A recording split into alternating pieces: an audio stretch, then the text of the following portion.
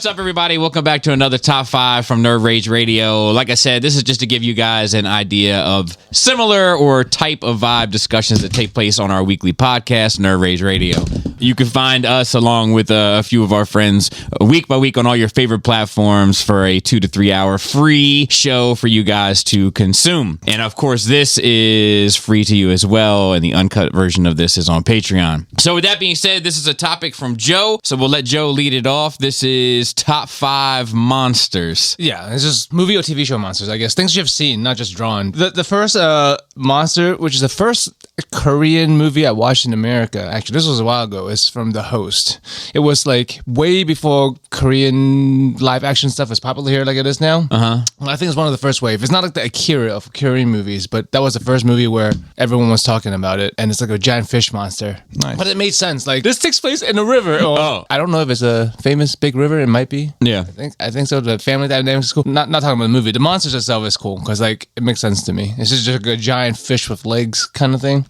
Oh, dude, like a snakehead. Kinda. Do people even know what those are anymore? That was a big deal back in the day. It is, but you know, like, they're eating all the say fish. they're delicious. What are you talking about? Snakeheads. They're not the people trafficker. They came out of the Chesapeake Bay. They're like walking snakes. And walking. I'm not eating anything They're because like of the fish. They're Chesapeake walking Bay. fish. Yeah, and they can walk to like another puddle or something, and it's like invasive species. That's some Darwinism that I don't want to experience in person. It's a real fish out of water, if you know. Hey, yo. Yeah. Definitely. Number 5, Chris. Number 5 for me, she does a great job in the Star Wars universe. Is also Godzilla monster, Mothma.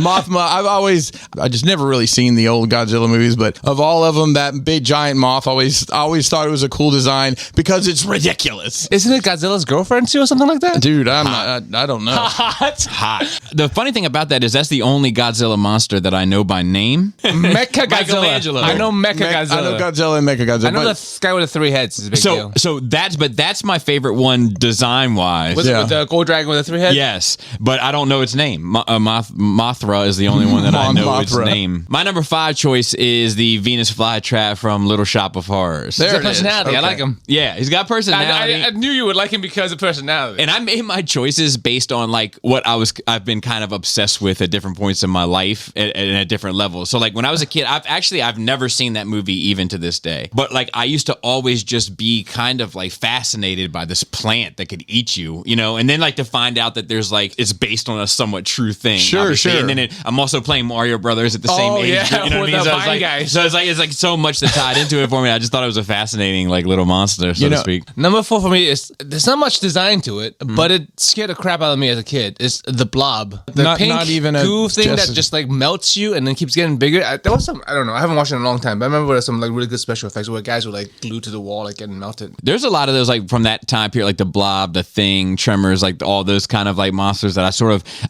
I group them together in my head, and then sometimes I have a hard time separating the movies in my head. It's pretty brilliant for there to be no design to this thing. It's literally just a blob, but it was a monster era. It was a bloody monster mash. You know what I mean? What's your number 4, Chris? So my number 4, the crowd didn't go wild for this one. We didn't get our HasLab, but I'm going to say the Rancor from Star Wars Return of the Jedi. Yeah, I think about this character in particular.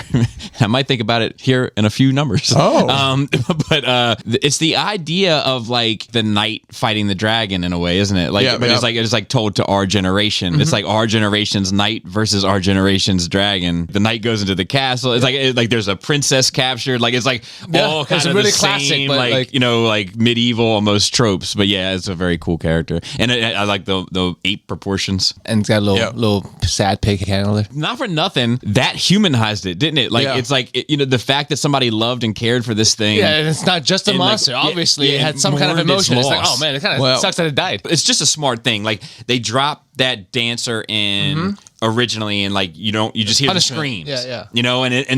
And then they dropped them both in. So now there's this dangerous thing that lives down there. You don't know what it's all about, but like your curiosity's piqued. Then you get to see it. It's still in shadow, and then you get to see it eat something. So like the danger of it is just brought right to your face. Like it's such a smart like presentation. My number 4 to piggyback off you once again is in a way is Godzilla. Okay. Up until the Broderick movie, I had hadn't seen any Godzilla movie. I had just seen like little clips or whatever, and the toy was like kind of available. Like usually like the ones that didn't move, they were like single cast Godzilla with just the paint on the eyes. Yes. Like, but there was something about, like, I think being a kid, right? And like all kids love dinosaurs, you know, like it's like, Yeah. you know, and like Some kids still do. some kids still do. Shout out to Phil. That's right.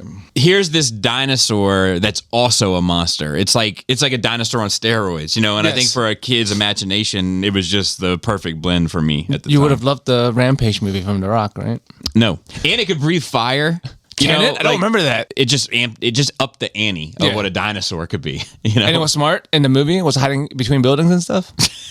Oh God, I'd never need to see those ever. Number 3, Joseph. Number 3. I don't know if you guys watched the movie. The movie's called The Ritual. The head looks like an upside down dude with antlers and no head, but it's like an old forest god or something like that. But I thought the design was great. It was captivating immediately. I'll pull it up. Oh yeah, definitely never seen that. Let me see. Oh, that looks crazy, but no, I don't recognize that. As I would actually recommend. That's that. wild. What about you, Chris? Well, Number 3. mine might be as obscure as that one. I seem to be like, from a monster standpoint, you know, sometimes the fear of what it's going to be outweighs what it actually is, right? Yeah, When you don't see it. Right. So, Yeah, for sure. but the show Lost. Oh, there's yeah, the shadow monster? There's a smoke monster. Yeah. You never, I don't think they ever really explain it. It sounds like somebody reeling in a chain, like just chung, chung, chung, chung, chung, chung noise and the smoke. And like they hear it coming before they see it. And, you know, sometimes it just takes people away.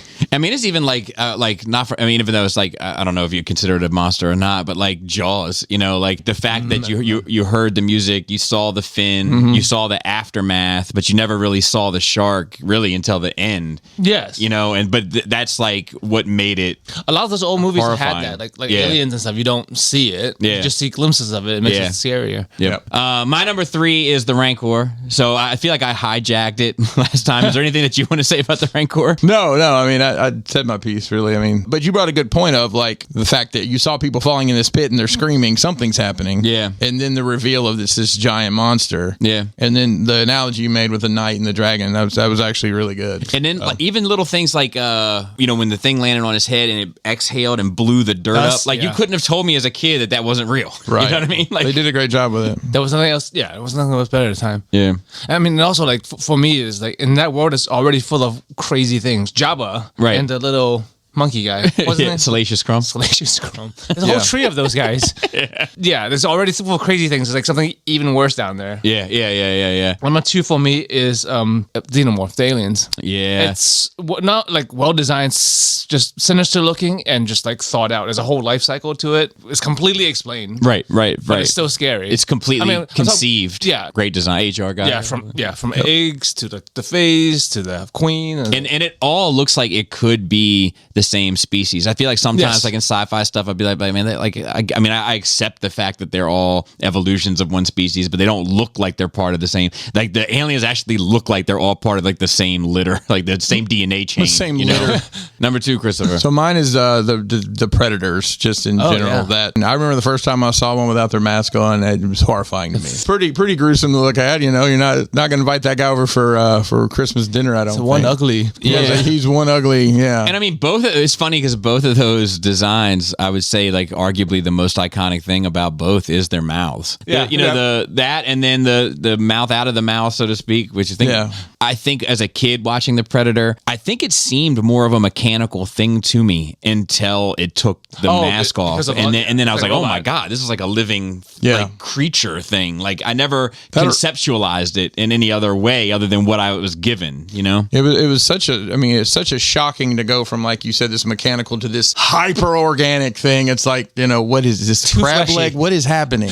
And even seeing like, you know, how you see how he sees, which seems mechanical as well. You know what I mean? Yeah. Because he was using the helmet Correct. until he like Correct. takes So it like, off. I think as a kid, I think I saw the Predator more as a Terminator type character until the reveal, you know? Yeah, I think that probably the only thing more horrifying than their mouth is what it is that they're eating that they need that mouth to process. Good point. It's What if they were vegan though? Oh, it was like so what disappointing. a waste. Because they're all because the whole head of lettuce. well, they're kind of like they're modern, but they're also tribal. I feel like it all works Sure. out. Sure. The hipster It's like a aliens. hippie commune of predators. They hunt for fun, but they don't eat it.